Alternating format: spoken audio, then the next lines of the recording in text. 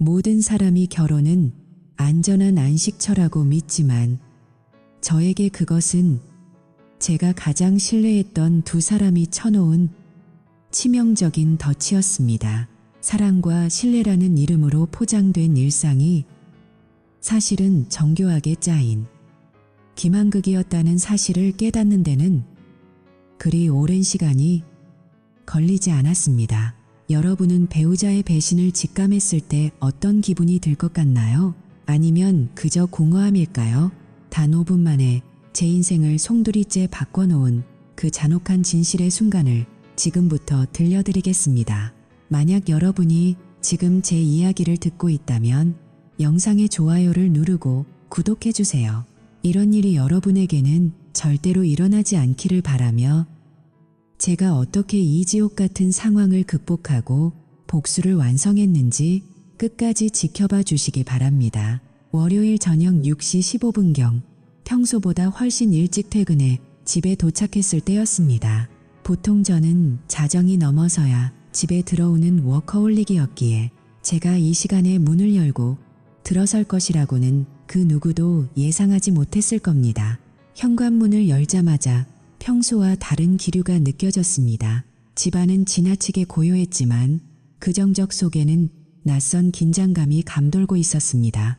공기 중에는 익숙하지 않은 진한 향수 냄새와 알싸한 위스키 향이 섞여 있었습니다. 그리고 현관 한 구석에서 제 시선을 강탈한 것은 다름 아닌 남성용 구두 한 켤레였습니다. 그 구두는 제가 너무나 잘 아는 디자인이었습니다. 바로 저의 가장 친한 친구이자 사촌인 랄프의 것이었죠. 랄프가 왜 이 시간에 우리 집에 있는 걸까요? 로이스는 동료들과 술 한잔하러 간다고 하지 않았나요? 랄프는 아마 제 일정을 완전히 잊고 있었거나 제가 결코 일찍 오지 않을 거라 확신했을 겁니다. 순간 머릿속이 하얘지며 지난 3주간의 기억들이 파노라마처럼 스쳐 지나갔습니다. 아내 로이스는 최근 들어 잠자리를 피하기 위해 온갖 핑계를 대곤 했습니다.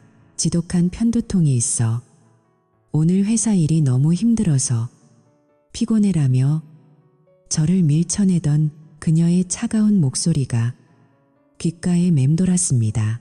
저는 단순히 그녀가 스트레스를 많이 받는다고만 생각하며 이해하려 애썼습니다. 비타민을 사다 주고 대신 집안일을 하며 그녀의 기분을 맞추려 노력했던 제 자신이 너무나 한심하게 느껴졌습니다. 하지만 거실로 향하는 복도 끝에서 들려오는 희미한 웃음소리와 속삭임은 제 믿음을 처참히 짓밟았습니다. 그 목소리는 분명 로이스의 것이었습니다. 평소 저에게는 보여주지 않던 활기차고 애교 섞인 목소리였죠. 저는 당장이라도 방문을 박차고 들어가 그들의 추악한 낯짝을 마주하고 싶은 충동을 느꼈습니다. 심장이 터질 듯이 뛰고 손끝이 떨려왔습니다. 어떻게 나한테 이럴 수 있어? 라고 비명을 지르고 싶었습니다. 하지만 저는 발걸음을 멈췄습니다. 지금 들어가서 난동을 부리는 것은 하수나 하는 짓이라는 생각이 본능적으로 뇌리를 스쳤습니다. 증거가 없다면 저들은 분명 발뺌할 것이고 저는 그저 의처증 환자로 몰릴 게 뻔했습니다. 저는 숨을 죽인 채 발소리를 죽여 거실로 내려갔습니다. TV 선반 위에 놓인 VCR 기계를 확인하자 녹화 중임을 알리는 작은 빨간 불빛이 깜빡이고 있었습니다. 사실 저는 얼마 전 빈집털이 방지를 위해 침실 옷장 안 깊숙한 곳에 소형 카메라를 숨겨 설치해 두었었습니다. 그 카메라는 VCR과 연결되어 있었고 지금 이 순간에도 그들의 파렴치한 행위를 낱낱이 기록하고 있었던 것입니다.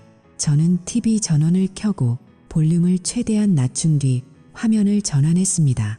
지지직거리는 노이즈 섞인 화면 너머로 제가 그토록 사랑했던 아내 로이스와 제 사촌 랄프의 모습이 나타났습니다. 그들은 제가 없는 이 집에서 제가 땀 흘려 번 돈으로 사준 침대 위에서 파렴치한 짓을 저지르고 있었습니다. 로이스의 표정은 저와 있을 때 보여주던 피곤한 기색과는 전혀 딴판이었습니다. 그녀는 즐거워 보였고 심지어 행복해 보이기까지 했습니다. 화면 속 랄프는 승리자라도 된 양거드름을 피우며 저를 조롱하는 듯한 말을 내뱉고 있었습니다. 그 멍청한 데이브는 지금도 사무실에서 서류 더미에 파묻혀 있겠지. 그 말에 로이스는 까르르 웃으며 화답했습니다. 그 장면을 지켜보는 동안 제 안에 무언가가 차갑게 식어버렸습니다. 뜨겁게 타오르던 분노는 어느새 얼음처럼 차가운 계산으로 변해갔습니다. 배신이라는 단어로는 부족한 이 감정은 저를 전혀 다른 사람으로 만들었습니다. 눈물 한 방울 나오지 않았습니다. 대신 입가에는 기괴한 미소가 번졌습니다. 오직 하나, 이 두 사람을 어떻게 하면 가장 고통스럽고 비참하게 무너뜨릴 수 있을까 하는 생각만이 머릿속을 가득 채웠습니다. 저는 녹화 버튼을 누른 채 조용히 소파에 앉아 그들의 대화를 끝까지 지켜보았습니다. 이것은 단순한 외도가 아니라 제 인생 전체에 대한 모욕이었습니다.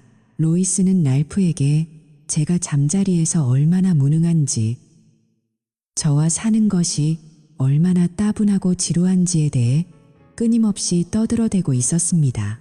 랄프는 그 이야기를 안주 삼아 위스키를 마시며 비열하게 웃었습니다. 제가 그들에게 베풀었던 모든 금전적 도움, 가족으로서의 신뢰, 진심 어린 걱정들이 한순간에 쓰레기통에 처박히는 순간이었습니다. 이제 사랑의 유효기간은 끝났습니다. 아니, 이 결혼이라는 계약 자체가 쓰레기 조각이 되었습니다. 저는 조용히 VCR을 정지시키고 테이프를 꺼냈습니다. 그리고는 다시 침실 근처로 올라가 잠든 척하고 있는 로이스를 깨우려 시도했습니다. 로이스, 나왔어. 제 목소리는 놀라울 정도로 차분했습니다. 그녀는 제 손길이 닿자마자 눈도 뜨지 않은 채 귀찮다는 듯 몸을 돌리며 중얼거렸습니다. 오, 또 당신이야. 나 지금 정말 피곤해. 저리 좀 가. 그 한마디는 제가 마지막으로 가지고 있던 일말의 자비심마저 깨끗이 앗아갔습니다. 불과 몇 분 전까지 랄프와 그토록 정열적으로 대화를 나누던 여자가 저에게는 혐오 섞인 짜증을 내뱉고 있었습니다. 그녀에게 저는 남편이 아니라 그저 자신의 화려한 생활을 유지해주는 돈 벌어오는 기계이자 귀찮은 불청객일 뿐이었습니다. 저는 화를 내는 대신 어둠 속에서 차갑게 미소 지었습니다. 그래, 푹 자둬. 내일부터는 잠이 오지 않을 테니까. 아직은 때가 아니었습니다. 저는 조용히 옷을 챙겨 들고 집을 나왔습니다. 차가운 밤 공기가 폐부를 찔렀지만 정신은 그 어느 때보다 명료했습니다. 이 테이프 하나면 충분했습니다. 하지만 저는 여기서 멈출 생각이 없었습니다. 그녀가 가진 모든 것, 그녀가 당연하게 누려왔던 모든 안락함과 법적 권리를 하나씩 박탈해갈 정교한 계획을 세우기 시작했습니다. 돈, 집, 공동 명의의 자산, 그리고 그녀가 믿고 있는 그 알량한 사랑이라는 환상까지 전부 말이죠. 저는 차에 올라타 시동을 걸었습니다.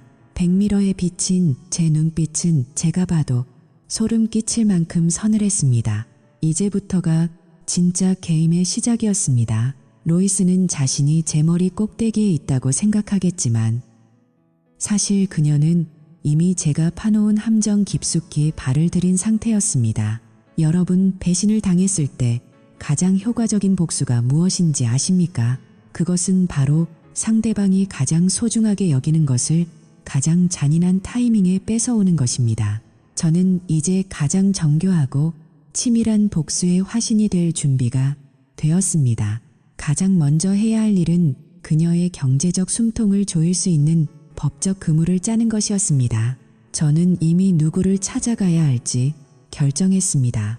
사생활이 철저히 보호되면서도 수단과 방법을 가리지 않고 승리를 쟁취하는 것으로 유명한 앨런이 추천했던 베르트 엘스워스 변호사였습니다.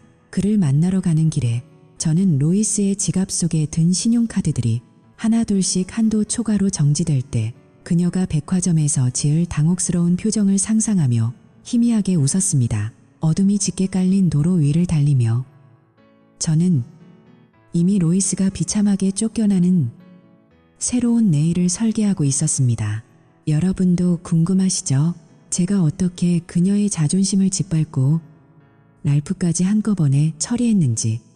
다음 이야기에서 그 소름 돋는 과정이 이어집니다. 댓글로 여러분의 생각을 남겨주세요. 이런 상황에서 여러분이라면 어떻게 하셨을까요? 구독과 알림 설정을 하시면 다음 복수극을 놓치지 않고 보실 수 있습니다. 어둠이 짙게 깔린 도로 위를 달리며 나는 이미 로이스가 없는, 하지만 그녀의 눈물로 가득 찬 새로운 내일을 설계하고 있었습니다. 배신의 고통이 썰물처럼 빠져나간 자리에는 오직 냉혹한 이성만이 남았습니다. 감정에 휘둘려 집 안으로 쳐들어갔다면 얻었을 것은 찰나의 화풀이뿐이었겠지만 차가운 침묵 속에서 내가 준비한 것은 그녀의 삶을 뿌리째 흔들어버릴 거대한 해일이었습니다. 이제 복수의 톱니바퀴가 돌아가기 시작했습니다. 여러분, 살면서 가장 믿었던 사람에게 뒤통수를 맞아본 적이 있나요? 그것도 피를 나눈 사촌과 내 아내가 내 침대 위에서 말이죠. 지금부터 제가 그들을 어떻게 파멸시켰는지 그 치밀한 첫 번째 단계를 공개합니다. 이 이야기는 단순히 한 남자의 분노가 아닙니다. 완벽한 고립과 철저한 파괴를 향한 설계도입니다.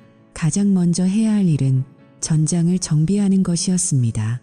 나는 다음 날 아침 해가 뜨기도 전에 행동을 개시했습니다. 새벽 5시 알람 소리도 없이 눈이 떠졌습니다. 옆에서 평온하게 잠든 로이스의 얼굴을 보니 구역질이 났지만 참았습니다. 나는 조용히 집을 빠져나와 시내 중심가에 있는 주거래 은행으로 향했습니다. 은행 문이 열리기도 전부터 대기하던 나는 창구가 열리자마자 일버턴으로 입장했습니다. 창구 직원에게 로이스와 공동으로 관리하던 예금 계좌, 적금, 그리고 비상금 계좌를 모두 해지해달라고 요청했습니다. 전액 현금으로 인출하거나 제 개인 명의의 새 계좌로 이체해주세요. 직원이 의아한 표정으로 바라봤지만 나는 냉정함을 유지했습니다. 단 한 푼의 망설임도 없었습니다. 이 돈은 내가 밤낮 없이 일하며 주말도 반납하고 일궈낸 피땀 어린 결과물이었고 그녀가 내 사촌 랄프와 침대 위에서 뒹굴며 나를 멍청이라고 비웃을 때 쓰라고 번 돈이 아니었으니까요. 현금화할 수 있는 모든 자산을 옮긴 뒤 나는 대여금고로 향했습니다. 우리 부부의 결혼 반지부터 로이스의 값비싼 보석들, 그리고 집문서와 각종 권리 서류들을 모조리 꺼냈습니다. 그녀가 결혼기념일에 사달라고 졸랐던 그 다이아몬드 목걸이도 이제는 내 주머니 속에 있었습니다. 나는 이 모든 것을 나만이 지문을 등록하고 비밀번호를 아는 개인 대여금고로 옮겨 넣었습니다. 이제 그녀에게 남은 것은 텅 빈 지갑과 한도 초과가 직전인 카드 한 장, 그리고 허울뿐인 사모님이라는 이름뿐이었습니다. 여러분, 복수의 시작은 감정이 아니라 숫자에서 시작된다는 걸 잊지 마세요. 돈줄을 끊는 것, 그것이 가장 강력한 첫 번째 타격입니다. 금융자산을 동결한 뒤 나는 곧장 회사로 향해 나의 상사이자 인생의 선배인 앨런을 만났습니다. 앨런은 평소 나를 아들처럼 아끼며 나의 성실함을 누구보다 높게 평가하던 사람이었습니다. 그의 집무실 문을 닫고 나는 담담하게 어제 본 영상을 설명했습니다. 앨런의 얼굴은 순식간에 불그락푸르락 변하며 책상을 내리쳤습니다. 데이브, 자네 같은 친구에게 이런 일이 생기다니 믿기지 않는군. 그놈들이 사람이긴 한 건가. 그는 분노를 가라앉히며 서랍에서 낡은 수첩을 꺼냈습니다. 하지만 슬퍼할 시간은 없네. 법이라는 건 감정보다 속도 싸움이야. 가장 독한 놈이 살아남는 법이지. 그는 나에게 명함 한 장을 건넸습니다. 그 명함의 주인은 바로 베르트 엘스워스 변호사였습니다. 이 바닥에서 하이에나 혹은 저승사자라고 불릴 만큼 승리에 집요하고 수단과 방법을 가리지 않는 인물이었습니다. 앨런은 덧붙였습니다. 이 친구는 자네가 잃어버린 모든 것을 되찾아줄 뿐만 아니라 그들에게 이자까지 쳐서 돌려줄 걸세. 엘스워스 변호사와의 첫 만남은 사무적이었지만 소름 끼칠 정도로 강렬했습니다. 검은색 정장을 빼입은 그는 내가 가져온 녹화 테이프의 일부를 무표정하게 확인하더니 안경 너머로 차가운 미소를 지었습니다. 아주 훌륭한 작품이군요, 데이브 씨. 아니, 법적으로는 과분할 정도의 완벽한 증거입니다. 상대방이 유책 배우자라는 사실이 이렇게 고화질로 찍혀 있는데 재산 분할에서 유리한 고지를 점하는 건 청대식은 죽먹기죠. 그는 나에게 당분간 평소와 다름없이 행동하라고 조언했습니다. 로이스 씨가 눈치채게 해서는 안 됩니다. 그녀가 가장 방심한 순간에 법적 서류를 들이밀어야 하니까요. 하지만 그는 내부적으로는 로이스의 이름으로 된 모든 신용카드를 즉각 정지시키고 가사 비용 결제를 원천 차단하는 치밀한 준비에 착수했습니다. 이것은 그녀를 서서히 하지만 확실하게 고립시키기 위한 나의 첫 번째 물밑 작업이었습니다. 그녀가 백화점에서 결제하려다 잔액 부족이나 도난 카드 메시지를 보는 순간 전쟁은 이미 끝난 겁니다. 엘스워스의 말은 마치 예언처럼 들렸습니다. 그날 오후 로이스가 친구들과 쇼핑몰에서 쇼핑을 즐기며 나의 카드로 샴페인을 터뜨리고 있을 시간, 나는 또 하나의 결단을 내렸습니다. 그녀가 오늘 밤 집으로 돌아왔을 때 자신이 더 이상 이 성의 주인이 아님을 뼈저리게 느끼게 해주고 싶었습니다. 나는 미리 예약해둔 열쇠 수리공을 집으로 불렀습니다. 현관문부터 차고문, 심지어 뒷마당 창고와 다용도실 문까지 전부 바꿔주세요. 최신형 보안 시스템으로 설치해 주시고 제 스마트폰으로만 열 수 있게 세팅해 주세요. 수리공이 작업을 하는 동안 나는 거실 TV장 위를 살폈습니다. 어제 그 치명적인 장면이 담겨있던 테이프는 이미 내가 챙겼습니다. 대신 나는 그 자리에 아무 내용도 녹화되지 않은 완전히 비어있는 새 테이프 하나를 당당히 꽂아두었습니다. 이것은 단순한 장난이 아니었습니다. 일종의 미끼였습니다. 만약 그녀가 무언가 불안함을 느끼고 증거를 없애려 든다면 이 가짜 테이프를 가져가며 안도하겠지만 그것이 곧 그녀의 결정적인 패배를 확정짓는 악수가 될 것이기 때문입니다. 스스로 무덤을 파게 만드는 전략. 이것이 제가 여러분께 드리는 팁입니다. 적이 스스로 증거를 인멸했다고 믿게 만드세요. 사무실로 돌아온 나는 비서인 마이라를 호출했습니다. 마이라는 5년 넘게 내 곁을 지키며 내 업무 스타일을 누구보다 잘아는 유능한 비서였습니다. 나는 그녀에게 짧고 명확한 지시를 내렸습니다. 마이라, 지금 이 순간부터 로이스에게서 오는 모든 전화와 메시지를 차단해 주세요. 그녀가 직접 회사로 찾아오더라도 내가 외부 미팅 중이라고 전하고 절대로 들여보내지 마십시오. 만약 소란을 피우면 보안 요원을 부르셔도 좋습니다. 마이라는 나의 표정과 말투에서 평소와 다른 비장함을 읽어낸 듯 잠시 멈칫하다가 이내 고개를 끄덕였습니다. 놀랍게도 그녀의 눈빛에는 단순한 업무적 순종이 아닌 깊은 동질감과 연민이 서려 있었습니다. 데이브 씨, 사실은 그녀가 조심스럽게 입을 열었습니다. 마이라 역시 그녀의 남편 헤럴드의 상습적인 외도로 소가리를 하고 있었던 것입니다. 저도 그 고통을 잘 압니다. 데이브 씨, 걱정 마세요. 제가 방패가 되어드리겠습니다. 로이스 씨는 제 선에서 완벽하게 차단할게요.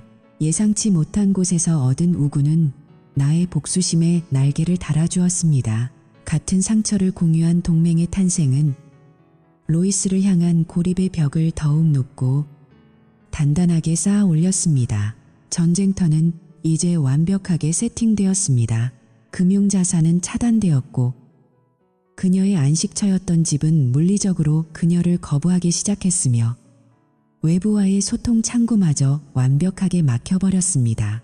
로이스는 자신이 아직도 우아한 사모님인 줄 착각하고 있겠지만 그녀가 친구들 앞에서 거만하게 계산서를 내미는 순간 그 환상은 산산조각이 날 것입니다. 신용카드가 거래 중지라는 차가운 메시지를 띄우며 거부당할 때, 그리고 당황해서 나에게 전화를 걸었지만 차가운 비서의 목소리 혹은 없는 번호라는 안내음만 듣게 될 때 그녀는 비로소 자신이 지옥의 문턱에 발을 들였음을 깨닫게 될 것입니다. 여러분, 복수는 뜨거울 때보다 차가울 때 그 진가를 발휘합니다. 감정을 쏟아내는 대신 침묵으로 상대의 목을 조르는 것. 그것이 가장 고통스러운 형벌입니다. 하지만 이것은 서막에 불과합니다. 제가 준비한 진정한 하이라이트는 아직 시작도 하지 않았습니다. 그녀가 자신의 사촌과 함께 낄낄거리며 비웃었던 나의 순수함과 헌신이 얼마나 잔인한 부메랑이 되어 돌아갈지 그녀는 꿈에도 모를 것입니다. 로이스, 내가 가장 믿고 의지하던 랄프조차 결국은 내 등 뒤에 칼을 꽂게 될 그 순간을 나는 아주 느긋하게 기다리고 있습니다. 이제 당신이 누렸던 그 가짜 천국이 어떻게 무너져 내리는지, 그리고 당신의 그 잘난 사랑이 어떻게 구걸로 변하는지 똑똑히 지켜보십시오. 나의 다음 수무문은 당신이 상상조차 할 수 없는 곳에서 시작될 테니까 말입니다. 여러분, 이 이야기가 소름 돋는다면 좋아요를 눌러주세요. 다음 단계는 로이스가 집으로 돌아와 바뀐 문 앞에서 절망하는 장면부터 시작됩니다. 그녀의 비참한 몰락을 보고 싶다면 구독을 잊지 마세요. 복수는 이제 시작일 뿐입니다. 로이스가 자신의 사촌과 함께 낄낄거리며 비웃었던 나의 순수함이 얼마나 잔인한 부메랑이 되어 돌아갈지 그녀는 꿈에도 모를 것입니다. 복수는 차갑게 먹을 때 가장 맛있는 법이니까요. 이제 당신이 누렸던 그 가짜 천국이 어떻게 무너져 내리는지 똑똑히 지켜보십시오. 나의 다음 수무부는 당신이 상상조차 할 수 없는 곳에서 시작될 테니까 말입니다. 하지만 이 거대한 폭풍을 일으키기 위해서는 나에게도 강력한 우군이 필요했습니다. 복수라는 이름의 전차를 함께 끌어줄 나와 같은 상처를 가진 동반자 말입니다. 여러분, 복수는 혼자 하는 것보다 목표가 같은 파트너와 함께할 때 그 화력이 몇 배로 커진다는 사실 알고 계셨나요? 그 동반자는 생각보다 가까운 곳에 있었습니다. 바로 나의 비서 마이라였습니다. 로이스를 철저히 고립시키기 위한 나의 지시를 묵묵히 수행하던 그녀의 눈빛에서 나는 단순한 충성심 이상의 무언가를 읽어냈습니다. 어느 늦은 오후, 사무실에 단둘이 남았을 때 마이라가 무겁게 입을 열었습니다. 데이브 씨, 사실 제 남편 헤럴드도 외도를 하고 있어요. 그것도 아주 오랫동안요. 그녀의 고백은 짧았지만 그 안에 담긴 고통의 무게는 결코 가볍지 않았습니다. 우리는 서로의 눈을 바라보며 굳이 긴 말을 하지 않아도 알 수 있었습니다. 우리를 연결하는 것은 불타는 로맨틱한 사랑이 아니었습니다. 그것은 배신당한 자들의 타오르는 증오였고 무너진 자존심을 되찾겠다는 서늘한 복수심이었습니다. 우리는 서로의 상처를 핥아주는 대신 서로의 칼날을 갈아주기로 했습니다. 마이라는 책상 위에 종이 한 장을 올려두었습니다. 그것은 단순한 서류가 아니었습니다. 데이브 씨, 이건 현재 우리 회사에서 당신이 싱글이 되기만을 기다리는 여자들의 리스트예요. 그녀는 냉소적으로 웃으며 말을 이었습니다. 로이스가 당신을 무능하고 매력 없다고 비웃고 있을 때 여기 있는 여자들은 당신의 능력과 가치를 이미 알아보고 있었죠. 특히 회계팀의 리즈 피셔를 보세요. 그녀도 최근 약혼자의 바람기를 잡고 파혼했거든요. 당신에게 동질감을 느끼고 있어요. 이 리스트는 나에게 큰 자신감을 주었습니다. 로이스가 깎아내린 나의 남성적 자존감을 마이라가 다시 세워주고 있었던 것입니다. 우리는 이 관심녀 리스트를 보며 로이스에게 보여줄 가장 화려한 복수극의 서막을 그렸습니다. 우리의 만남은 철저히 비밀리에 이루어졌습니다. 로이스가 이미 나를 감시하기 위해 사설 탐정을 고용했을 가능성이 컸기 때문입니다. 퇴근길, 나는 일부러 평소와 다른 길로 돌아서 가거나 백화점 주차장을 관통하며 미행을 따돌렸습니다. 우리가 선택한 접선 장소는 메리어트 호텔이었습니다. 비즈니스 미팅이 잦은 그곳은 우리에게 완벽한 은신처가 되어주었습니다. 호텔 로비의 수많은 인파 속에서 우리는 철저히 타인처럼 행동했습니다. 마이라가 먼저 체크인을 하고 방 번호를 메시지로 보내면 나는 잠시 후 비상계단을 통해 그곳으로 향했습니다. 문이 닫히는 순간 밖에서의 긴장감은 기묘한 해방감으로 변했습니다. 우리의 육체적인 결합은 사랑이라기보다 전쟁터에서 돌아온 병사들의 격렬한 위로와 같았습니다. 헤럴드는 지금 오하이오에서 낚시를 하고 있다고 믿고 있겠죠. 마이라의 냉소적인 질문에 나는 그저 그녀를 더 깊게 끌어안을 뿐이었습니다. 우리는 침대 위에서도 복수를 설계했습니다. 데이브, 내일은 아약스 팀과의 가짜 컨퍼런스 일정을 잡을게요. 탐정이 당신을 쫓아와도 완벽한 업무 미팅으로 보일 거예요. 마이라의 제안은 치밀했습니다. 우리는 탐정의 눈을 속이기 위해 가짜 전략회의 일정을 캘린더에 가득 채워 넣었습니다. 로이스가 고용한 탐정은 우리가 호텔에서 밤새 사업 계획을 구상하고 있다고 보고하겠지만 실제로는 그녀의 몰락을 가속화할 법적 장치들을 하나씩 점검하고 있었습니다. 나의 알리바이를 완성하기 위해 나는 앨런의 지시를 받아 애틀랜타 출장을 자처했습니다. 모건사와의 계약 갱신이라는 명분은 완벽했습니다. 내가 애틀랜타의 뜨거운 태양 아래서 비즈니스에 열중하고 있는 동안 법률 대리인 베르트 엘스워스는 물밑에서 조용히 움직였습니다. 그는 로이스가 집 근처에 얼씬도 하지 못하도록 법원에 접근 금지, 가처분 신청을 냈습니다. 내가 부재 중인 상황을 이용해 그녀가 집에 들어와 증거를 조작하거나 내 물건을 파손할 가능성을 원천 차단한 것입니다. 엘스워스는 나에게 전화를 걸어 확신에 찬 목소리로 말했습니다. 데이브 씨, 애틀랜타에서 충분히 즐기다 오십시오. 당신이 돌아올 때쯤이면 로이스 씨는 자신의 집 현관문조차 만져볼 수 없게 될 겁니다. 이 모든 계획이 진행되는 동안 로이스는 자신이 승기를 잡았다고 착각하고 있었습니다. 그녀는 마침내 거실 TV장 위에 꽂혀있던 그 테이프를 손에 넣었습니다. 내가 미끼로 던져둔 그 빈 테이프 말이죠. 그녀는 아마 그 테이프를 소중하게 품고 집을 나서며 자신의 치부가 영원히 사라졌다고 믿었을 겁니다. 랄프와 함께 그 테이프를 불태우며 이제 데이브는 우리 손바닥 아니야 라고 비웃었을 그녀의 얼굴을 상상하니 웃음이 절로 나왔습니다. 데이브가 법정에서 그 테이프 이야기를 꺼낼 때 국미 아무것도 안 나오는 화면을 보면 어떤 표정을 지을까? 랄프와 로이스는 서로 껴안으며 승리를 확신했겠죠. 자신의 무덤을 스스로 파고 있는 줄도 모르고 말입니다. 하지만 로이스가 간과한 사실이 하나 있었습니다. 나는 이미 그녀의 모든 움직임을 읽고 있었다는 점입니다. 그녀가 고용한 탐정조차 사실은 내 비서 마이라의 정보망 안에 있었습니다. 적이 누구를 믿고 있는지, 어떤 카드를 쥐고 있는지 정확히 파악하는 것, 그것이 이번 전쟁의 핵심이었습니다. 그녀가 고용한 탐정은 우리 회사의 전직 보안 요원이었어요. 저와 아주 친하죠. 마이라의 이 한마디는 이번 게임의 승패를 결정지었습니다.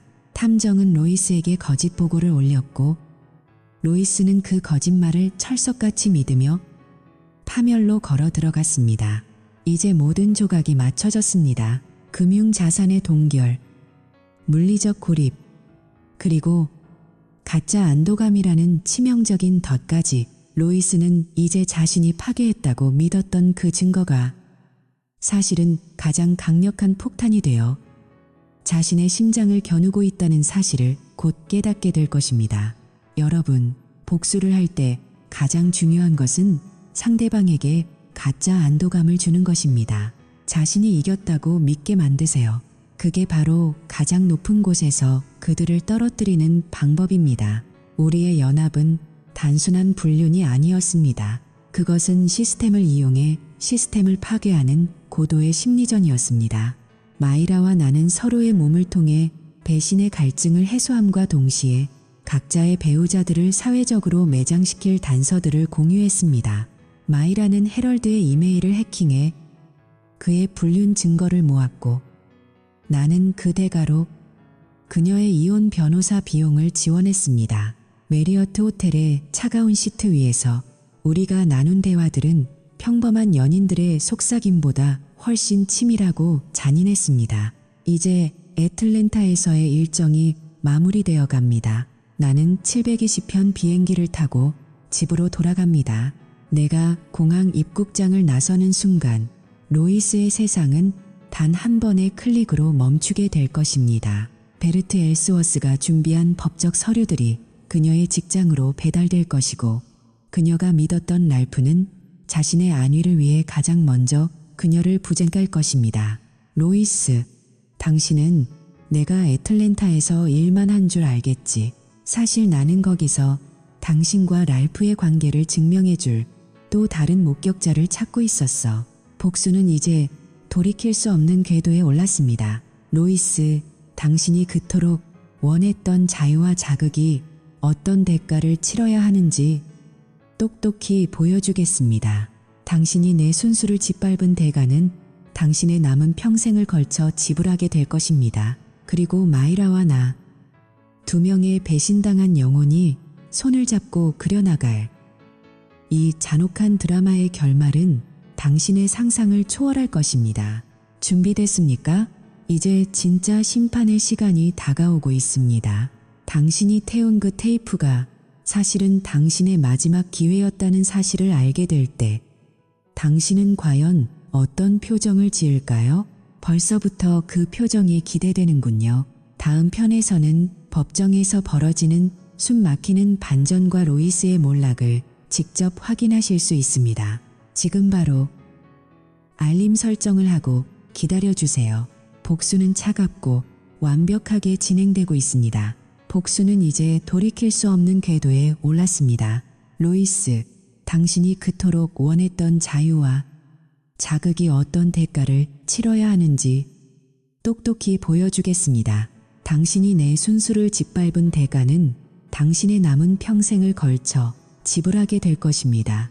그리고 마이라와 나, 두 명의 배신당한 영혼이 손을 잡고 그려나갈 이 잔혹한 드라마의 결말은 당신의 상상을 초월할 것입니다. 준비됐습니까? 이제 진짜 심판의 시간이 다가오고 있습니다. 당신이 태운 그 테이프가 사실은 당신의 마지막 기회였다는 사실을 알게 될 때, 당신은 과연 어떤 표정을 지을까요? 벌써부터 그 표정이 기대되는군요. 운명의 금요일 오전 10시, 베르트 엘스워스의 법률사무소 회의실은 차가운 냉기로 가득 차 있었습니다. 나는 한치의 흐트러짐 없는 모습으로 자리에 앉아 문이 열리기를 기다렸습니다. 잠시 후 로이스가 그녀의 변호사와 함께 나타났습니다. 그녀는 오늘따라 유난히 화려하게 차려입고 있었습니다. 마치 이 승리가 이미 자신의 것인 양 입가에는 거만한 미소까지 띠고 있었죠. 그녀는 내가 설치해둔 미끼 테이프를 랄프와 함께 불태우며 증거가 완전히 사라졌다고 굳게 믿고 있었습니다.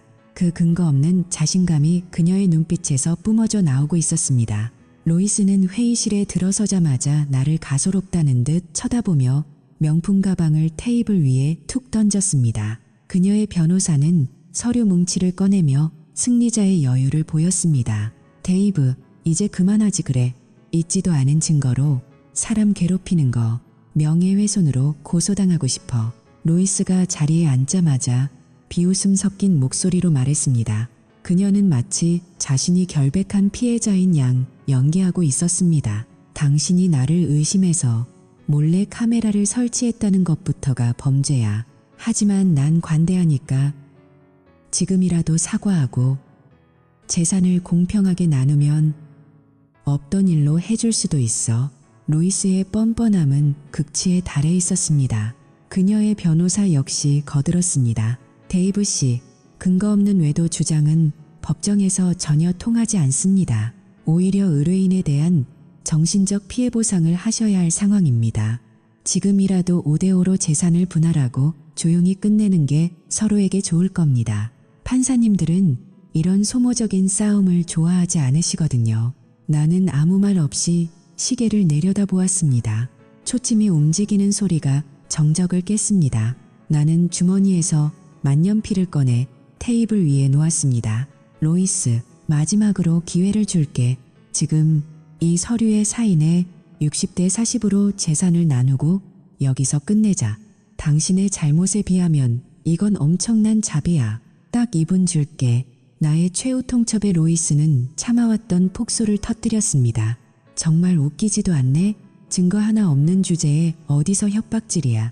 데이브, 당신 정말 불쌍하다. 집착도 이 정도면 병이야? 마음대로 해봐. 난 절대 사인 안 해. 그녀는 탁상을 내리치며 소리쳤습니다. 로이스는 자리에서 일어나 나를 쏘아붙였습니다. 그리고 그 테이프 이야기, 내가 이미 다 처리했어. 당신이 아무리 발버둥 쳐봐야 세상에 나올 일은 절대로 없다고.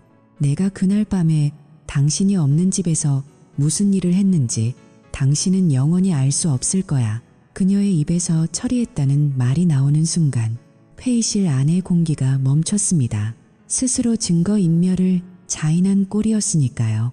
엘스워스 변호사는 조용히 안경을 치켜올리며 기록지에 무언가를 적었습니다. 로이스는 자신이 방금 무슨 말을 했는지도 깨닫지 못한 채 승리의 기분에 도취되어 있었습니다.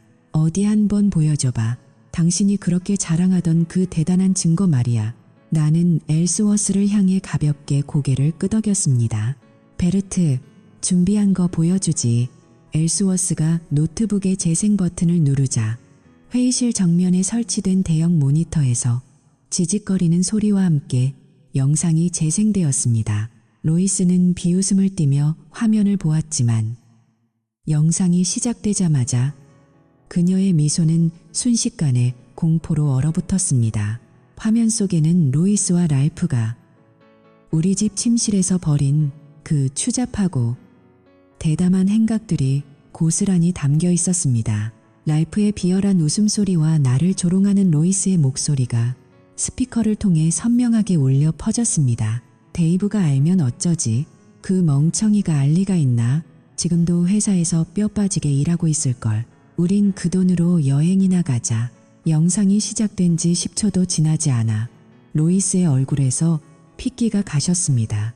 그녀의 눈은 공포로 가득 찼고 입은 벌어진 채 다물어지지 않았습니다.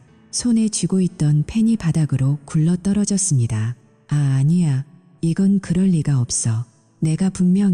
내가 그날 밤에 분명히 태웠는데 어떻게 이게 남아있는 거야? 그녀는 미친 사람처럼 소리를 지르며 모니터로 달려들려 했습니다. 그녀의 변호사조차 당황하여 그녀를 말렸습니다. 엘스워스가 차갑게 제지했습니다. 로이스 씨, 당신이 가져가서 태운 건 제가 데이브 씨에게 부탁해 준비해둔 빈 테이프였습니다. 진짜 원본은 여기 이렇게 안전하게 보관되어 있었죠. 당신이 미끼를 덥석 문 겁니다. 로이스는 무너져 내리듯 바닥에 주저앉았습니다. 그녀의 화려한 옷차림과 화장은 이제 처참한 패배의 흔적으로 보였습니다. 아니야, 이건 조작된 거야. 랄프가 나를 협박했어. 이제 와서 사촌에게 죄를 뒤집어 씌우려는 그녀의 모습은 역겨움 그 자체였습니다. 그녀의 변호사는 이미 상황이 완전히 끝났음을 직감한 듯 깊은 한숨을 내쉬며 서류 가방을 닫았습니다. 내가 잘못했어. 한 번만 용서해줘. 우리 좋았잖아. 내가 다 설명할게. 랄프가 당신 돈을 탐내서 나를 유혹한 거야. 난 당신밖에 없어. 이제야 터져나온 그녀의 눈물은 추악한 변명에 불과했습니다. 나는 자리에서 일어나 코트를 걸쳤습니다. 그녀의 비굴한 간청은 나에게 아무런 감흥도 주지 못했습니다. 오히려 그녀의 목소리가 들릴 때마다 소름이 돋았습니다. 2분 지났어. 이제 6대4 조건은 무효야. 재판장에서 보자고. 당신이 내 순수함과 노력을 비웃었을 때 당신의 미래도 함께 불탄 거야. 아마 법정에서는 당신이 가진 그 적은 목조차 지키기 힘들 거야. 증거인멸 시도까지 영상에 다 녹화되어 있으니까. 나는 단 한 번의 뒤돌아봄 없이 회의실을 빠져나왔습니다. 뒤에서 로이스가 내 이름을 부르며 오열하는 소리가 들렸지만 나는 멈추지 않았습니다. 복도 끝에서 엘스워스가 따라오며 내 어깨를 가볍게 두드렸습니다. 데이브 씨, 정말 완벽했습니다. 상대방의 자만심을 이용하는 게 최고의 전략이라는 걸 다시 한번 확인했네요. 이제 그녀는 자신이 파놓은 거짓과 탐욕의 맙에서 절대 빠져나오지 못할 겁니다. 랄프도 곧 소환장을 받게 될 거고요. 엘스워스의 목소리에는 승리의 확신이 가득했습니다. 나는 그에게 감사 인사를 전하고 건물 밖으로 향했습니다. 건물 밖으로 나오자 눈부신 햇살이 쏟아졌습니다. 6년 전 그녀를 처음 만났을 때 보았던 그 햇살보다 훨씬 더 찬란했습니다. 62%의 잠재적 이익보다 더 값진 것은 배신자들의 처참한 몰락을 직접 확인하는 통쾌함과 자유였습니다. 로이스는 이제 알게 될 것입니다. 자신이 태운 테이프와 함께 그녀의 인생도 재가 되어 사라졌다는 사실을 말이죠. 배신은 가장 사랑하는 사람에게서 오지만 복수는 가장 냉정한 자신에게서 완성됩니다. 여러분, 이 통쾌한 순간을 여러분과 공유하고 싶었습니다. 정의가 승리하는 이 순간이 소름 돋지 않습니까? 여러분이 지금 겪고 있는 고통이 있다면 기억하세요. 침묵하고 준비하는 자가 결국 승리합니다. 로이스와 랄프가 법정에서 어떻게 서로를 핥히며 무너지는지, 그리고 제가 얻어낸 최종적인 보상이 무엇인지 궁금하시죠? 다음 이야기에서 그들의 마지막 몰락을 낱낱이 보여드리겠습니다. 이 영상이 여러분의 가슴을 뻥 뚫어주었다면 좋아요를 눌러주시고 제 복수극의 대단원을 놓치지 않으려면 구독 버튼을 꼭 눌러주세요. 이제 진짜 마지막 심판이 그들을 기다리고 있습니다. 끝까지 지켜봐 주십시오. 여러분의 응원 댓글이 저에게 큰 힘이 됩니다. 다음 편에서 뵙겠습니다. 재판장에서 보자던 나의 마지막 경고는 결코 빈말이 아니었습니다. 로이스는 법정의 차가운 공기 속에서도 마지막까지 눈물로 호소하며 비굴하게 매달렸지만 이미 만천하에 드러난 그녀의 추악한 행적 앞에서는 그 어떤 감성 파리도 통하지 않았습니다. 판사의 시선은 매서웠고 그녀의 변호사조차 고개를 떨구었죠. 결국 그녀는 재산 분할에서 65대 35라는 그녀에게는 사형 선고와도 같은 치욕적인 조건을 받아들일 수밖에 없었습니다. 평생 남의 뒤통수를 치며 우아한 사모님으로 살 줄 알았던 그녀가 자신의 탐욕이 빚어낸 단 한 번의 잘못된 선택으로 공들여 쌓아온 왕국이 처참하게 무너지는 것을 지켜보는 기분은 참으로 묘했습니다. 그것은 단순한 고소함이 아니라 차디찬 정의가 제자리를 찾아가는 과정에서 느껴지는 서늘한 해방감이었습니다. 여러분, 배신의 끝은 결국 이런 식입니다. 자신이 가진 모든 것을 잃고 나서야 비로소 소중함을 깨닫지만 그때는 이미 열차는 떠난 후죠. 마이라 역시 그녀만의 복수를 완벽하게 마무리 지었습니다. 그녀는 헤럴드에게 그가 그토록 숨기고 싶어 했던 그리고 그의 완벽한 사회적 가면을 단숨에 찢어버릴 불륜 증거들을 들이밀었습니다. 선택지는 아주 심플했습니다. 조용히 모든 직위에서 물러나고 마이라에게 유리한 조건으로 이혼 서류에 도장을 찍거나 아니면 그가 그토록 갈구하던 부사장 승진을 코앞에 둔 시점에서 전 직원이 보는 앞에서 추문을 폭로당하고 사회적으로 매장되거나 독실한 기독교 신자인 CEO와 엄격한 이사진들이 버티고 있는 회사에서 헤럴드는 감히 도박을 걸 수 없었습니다. 그는 결국 쥐 죽은 듯이 짐을 싸서 떠났고 마이라는 당당하게 자신의 몫을 챙겨 진정한 자유를 얻었습니다. 서로의 칼날을 갈아주며 어둠 속에서 연합했던 마이라와 나는 그 후 1년이라는 시간 동안 조심스럽게 서로를 지켜보았습니다. 이것이 단순히 복수라는 공통의 목표를 위한 일시적인 감정인지 아니면 정말 서로의 텅 빈 가슴을 채워줄 수 있는 진실한 인연인지 시험해보고 싶었거든요. 결과는 놀라웠습니다. 우리는 서로의 아픔을 누구보다 잘 이해했고 다시는 서로를 배신하지 않겠다는 묵묵하지만 강력한 약속을 공유했습니다. 우리는 화려한 예식이나 남들의 시선 따위는 필요 없었습니다. 법원 근처의 작고 조용한 식당에서 가족들 몇 분만 모시고 조촐한 식사를 하며 부부가 되었습니다. 비록 제 가슴 한구석에는 로이스가 남긴 배신의 상처로 인해 생긴 차가운 냉기가 여전히 흉터처럼 남아있었지만 마이라와 함께라면 그 냉기조차 삶의 일부로 받아들일 수 있을 것 같았습니다.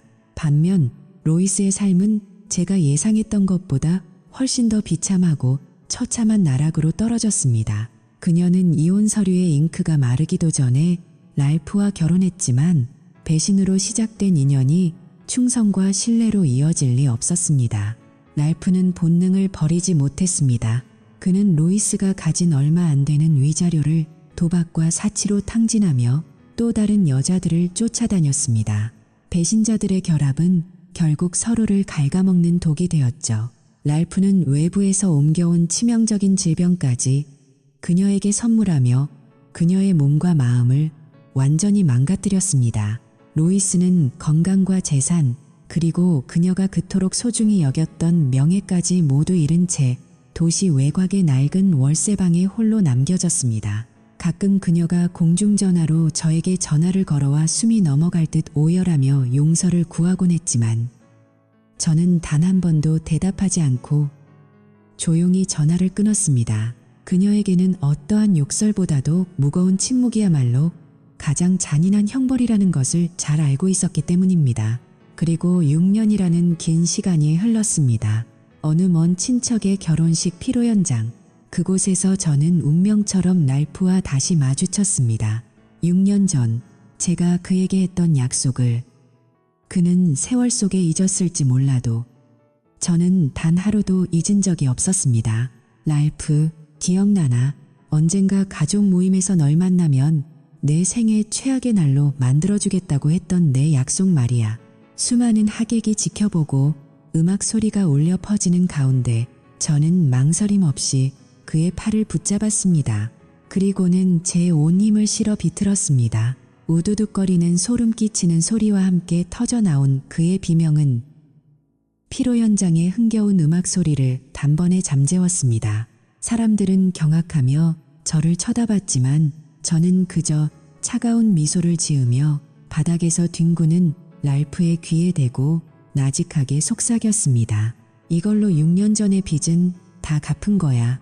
다시는 내 눈앞에, 그리고 우리 가족 앞에 나타나지 마. 저는 아수라장이 된 피로 현장을 뒤로하고 마이라의 손을 잡은 채 당당히 밖으로 걸어 나왔습니다. 6년 동안 제 가슴을 짓누르고 있던 마지막 복수의 고리가 마침내 끊어지고 진정한 해방감이 온몸을 감싸는 순간이었습니다. 복수는 끝났습니다. 하지만 여러분, 그 과정에서 생긴 흉터는 쉽게 사라지지 않습니다. 저는 여전히 사람을 쉽게 믿지 못하고 가끔은 한밤중에 배신의 기억으로 인해 식은땀을 흘리며 깨어납니다. 하지만 그때마다 옆에서 곤히 잠든 마이라의 규칙적인 숨소리를 들으며 다시 안정을 찾습니다. 여러분에게 묻고 싶습니다. 여러분이 가장 믿었던 사람에게 배신당한다면 당신은 저처럼 치밀하게 준비하실 수 있겠습니까? 배신은 한순간의 쾌락일지 모르지만 그 대가는 영원한 고통입니다. 여러분이 지금 누군가를 기만하려 한다면, 혹은 누군가에게 배신당해 죽을 것 같은 고통 속에 있다면 제 이야기를 꼭 기억하세요. 정의는 반드시 찾아옵니다. 다만 그 모습이 여러분이 생각하는 것보다 훨씬 차갑고 잔인하며 가장 예상치 못한 순간에 뒤통수를 칠 뿐입니다. 제 복수극은 이제 여기서 마침표를 찍습니다. 그동안 제 이야기에 귀 기울여 주시고 진심으로 응원해 주신 모든 분께 감사의 인사를 전합니다. 여러분의 삶에는 부디 이런 시련 대신 서로를 아끼고 배려하는 진실한 사랑만이 가득하기를 진심으로 기도하겠습니다. 만약 제 이야기가 여러분에게 작은 교훈이나 가슴 뚫리는 통쾌함을 주었다면 마지막으로 좋아요와 구독 버튼을 꼭 눌러주세요. 여러분의 클릭 한 번이 저와 같은 피해자들에게 큰 힘이 됩니다. 저는 이제 무거운 과거를 완전히 털어내고 마이라와 함께 평범하지만 세상에서 가장 소중한 행복을 일구며 살아가겠습니다. 정의로운 승리를 여러분과 함께 나눌 수 있어 영광이었습니다. 모두 행복하시고 건강하세요. 안녕히 계십시오. 감사합니다.